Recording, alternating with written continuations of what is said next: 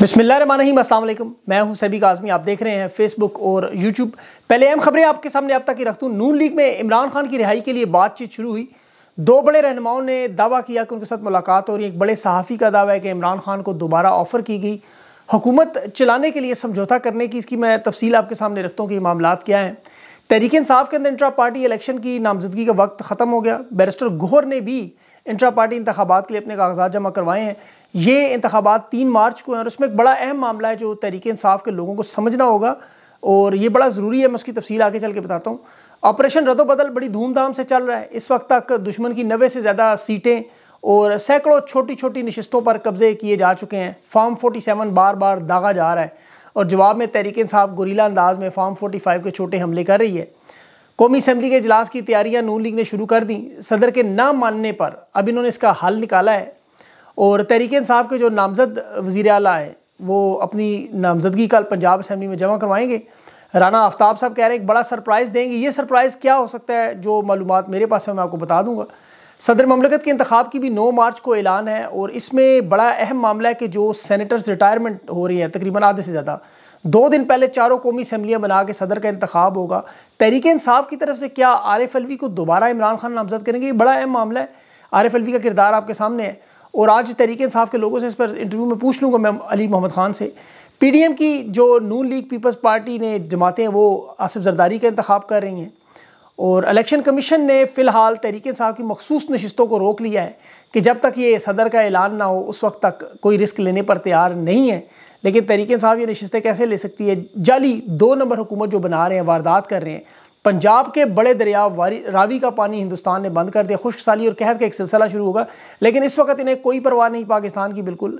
मईशत के हवाले से जो बड़ी तबाही आवाम पर आने वाली है, IMF का वक्त इस महीने के आखिर में आ रहा है, वो गर्दिशी कर्जे और तफसील में आपके सामने रखता हूँ। और अमेरिका में डोनाल्ड ट्रंप के जो करीबी साथी हैं, कांग्रेसमैन हैं, उसने वादा किया कि वो सबसे पहली बात जो डोनाल्ड ट्रंप से पाकिस्तान के मुतालिक होगी वो इंतखाबात में धांधली का मामला। और ये बड़ी मीटिंग है, इसकी तफसील मैं आपसे सामने रखता हूँ। लेकिन सबसे पहले ठीक आज से 2 साल पहले इमरान खान पाकिस्तान की आवाम के लिए खुराक और बिजली गैस का मसला हल करने, बंदोबस्त करने रूस में थे। मीर जाफ़र पीछे जनरल बाजवा इमरान खान की हुकूमत गिराने के लिए अदम एतमाद के तमाम बनारसी ठगों को साथ मिला रहा था। 2 साल पहले वहाँ अरशद शरीफ शहीद भी खुश था, इस पूरे दौरे की रिपोर्ट भी कर रहा था, आज वो भी नहीं है। हमाद अजहर था, उस वक्त पाकिस्तान की कौम के लिए सस्ते पेट्रोल के मुआहदे कर रहा था, गंदम की खरीदो फरोख्त हो रही थी। पाकिस्तान दुनिया की 10 बड़ी उभरती हुई मईशत में शामिल था उस वक्त तक। और उस वक्त पाकिस्तान में साबिर मिठू मलिक अहमद के साथ मिलकर बाजवा के साथ के 2 ख़ानदान आले शरीफ जरदारी, जिस तरह सराजुल दौला 45,000 फौज और एक ताकतवर किला मौजूद था, लेकिन जानता था नाकाबिल तस्खीर है। लेकिन सिपह सलार मीर जाफ़र ने उस वक्त अंग्रेज़ी फ़ौज के साथ मिलकर अपनी फ़ौज के अंदर लोगों को ख़रीद लिया और फिर वही हुआ। 45,000 का लश्कर 3,000 की अंग्रेज़ फ़ौज के सामने हथियार डाल के खड़ा था।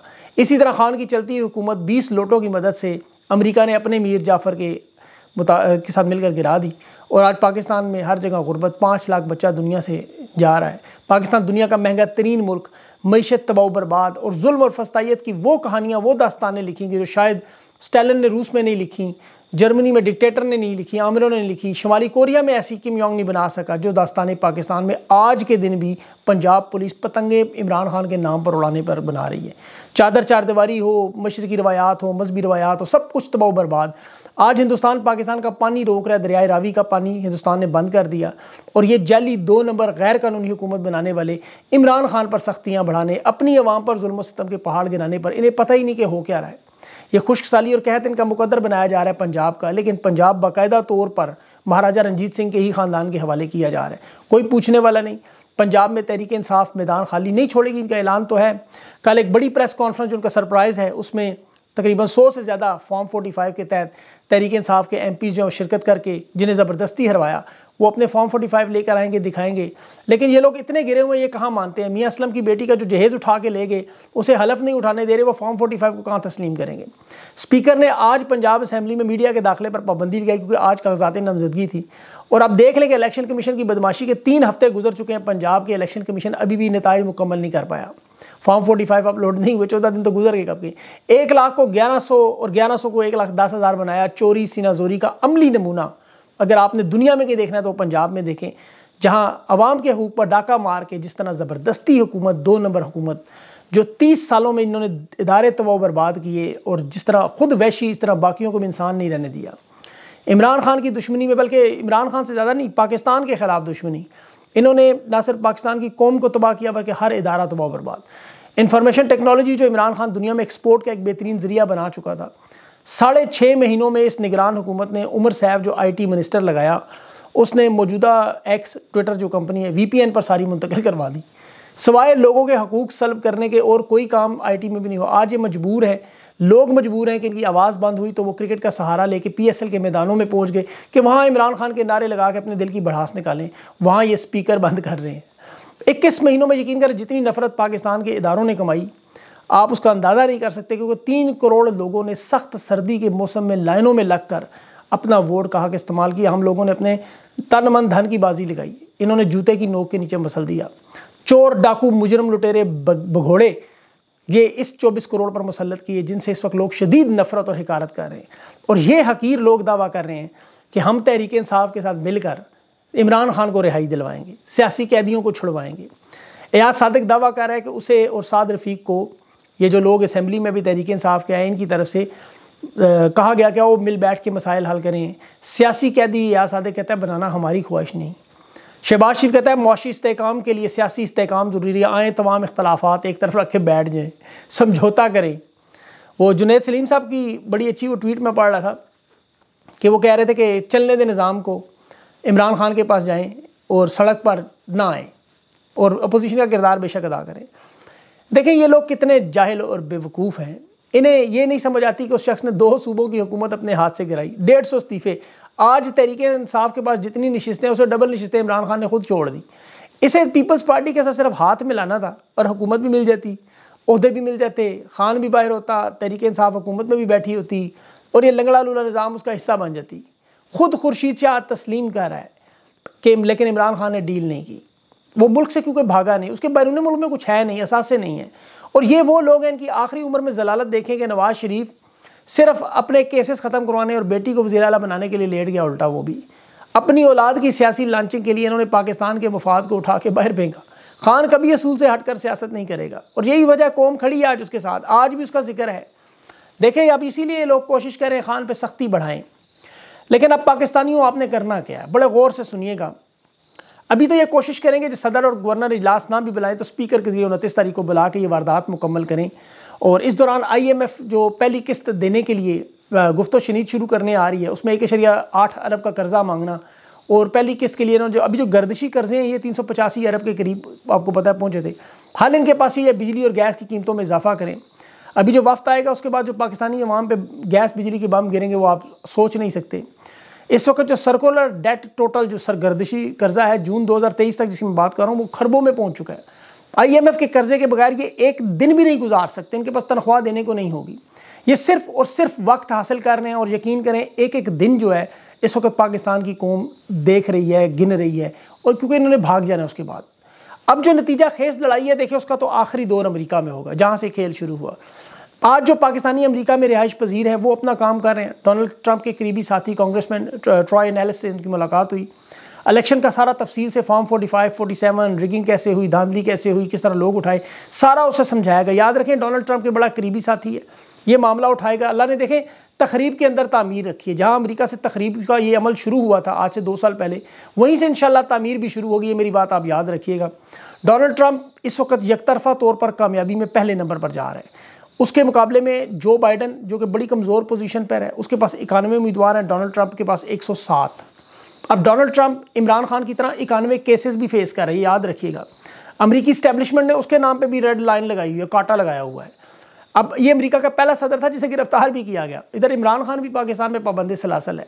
अलबत्ता ट्रंप को ये सहूलत है कि वो इंतखाबी इलेक्शन में अपनी मुहिम चला रहा है, बड़े भरपूर तरीके से चला रहा है। और अमेरिका के लोगों ने वहाँ भी देखे 9 मई की तरह कैपिटल हिल पे जो हमला था उसे मुस्तरद कर दिया। वो नहीं मानने को था, जो शरपसंद है उन्हें आप गिरफ्तार करें, बाकी लोग छोड़ दिए उन्होंने।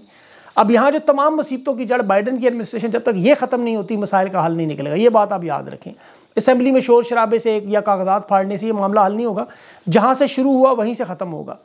अब आवाम जो है ख़ास तौर पर ओवरसीज़ पाकिस्तानी अगर खान से मोहब्बत करते हैं तो वो याद रखें अपने वोट का रुख डोनाल्ड ट्रंप की तरफ करें, बाकी अल्लाह पे छोड़ दें। और इसके साथ साथ जो फॉरेन रेमिटेंस का मामला है, देखिए आपकी सबसे बड़ा अहम जो आपके हाथ में पाकिस्तान में पैसे भेजने उन्हें रोकना। स्टेट बैंक ने जो स्कूक बॉन्ड और ये सिलसिले में इन्वेस्टमेंट करवाई है, उसे फ़ौरन कैश करवा के डॉलर्स में पेमेंट लेके वापस लें अपनी। रोशन डिजिटल अकाउंट में जितने भी आपको डॉलर पड़े हैं, फॉरेन करेंसी अकाउंट आपने रखे हुए हैं, वो सारे बंद कर दें। जिन खानदानों का पैसे भेजकर गुजारा नहीं हो सकता वो तो चले थोड़ी बहुत अपनी रिमिटेंस करें, बाकी और वो भी बैंक के थ्रू ना करें, अपनी फॉरेन करेंसी जो है वो आपको पता है जो एक्सचेंजेस हैं उनके थ्रू भेजें। इस वक्त आपका भेजा हुआ याद रखें, एक एक डॉलर खान के हर दिन में कैद में इजाफा बन रहा है। मैं आपको लिख के दे रहा हूँ, ये बात आपने बड़े गौर से सुननी और समझनी है, इस पर अमल भी करना है। इस वक्त इन्हें बाकायदा हदायत मिली हुई है कि इमरान खान पर जेल में सख्ती बढ़ाएं, ख़ास तौर पर सोने के औकात में शोर शराबा करें, रात को तेज़ लाइटों का इस्तेमाल करें, उसे अजियत दें।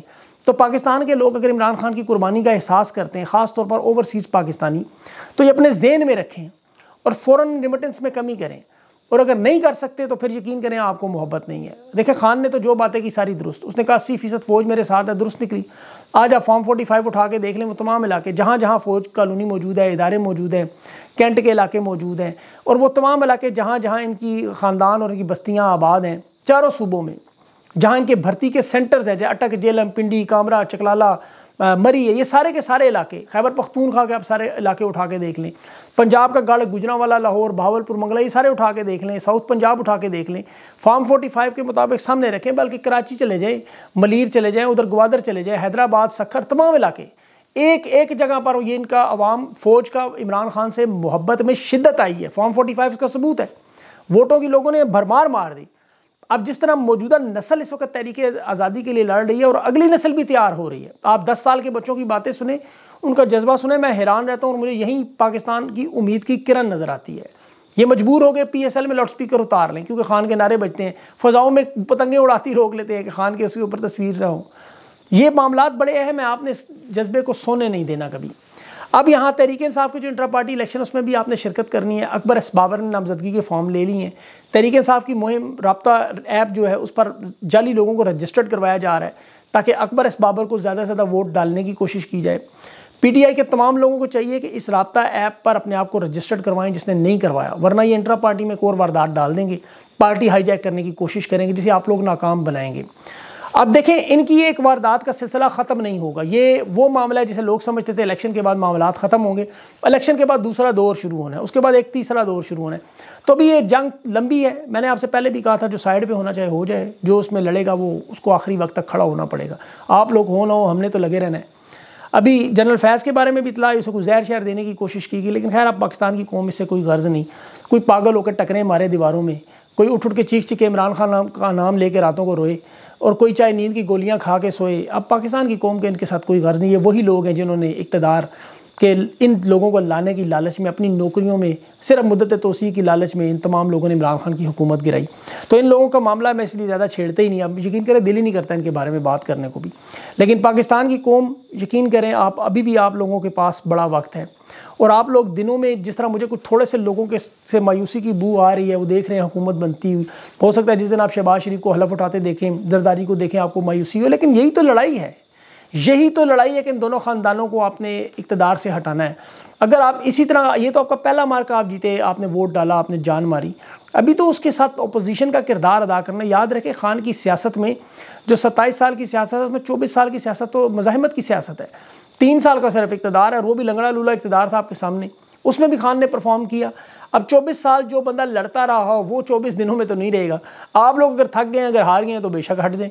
लेकिन मुझे उम्मीद है जो लोग ये मेरी बात सुन रहे होंगे, ये इसका रिस्पांस देंगे, और आपके कमेंट्स से हमें भी हौसला मिलता है। अगर आप लोग हथियार गिराएंगे तो मायूस तो मैं कभी नहीं हूँगा इंशाल्लाह जब तक ज़िंदा हूँ, लेकिन कम से कम वक्ती तौर पर ये नज़र आता है कि लोग क्यों मायूस हैं। वो फिर काम में इजाफा होता है, फिर आपके लिए रोज़ाना ज़्यादा मेहनत करनी पड़ती है।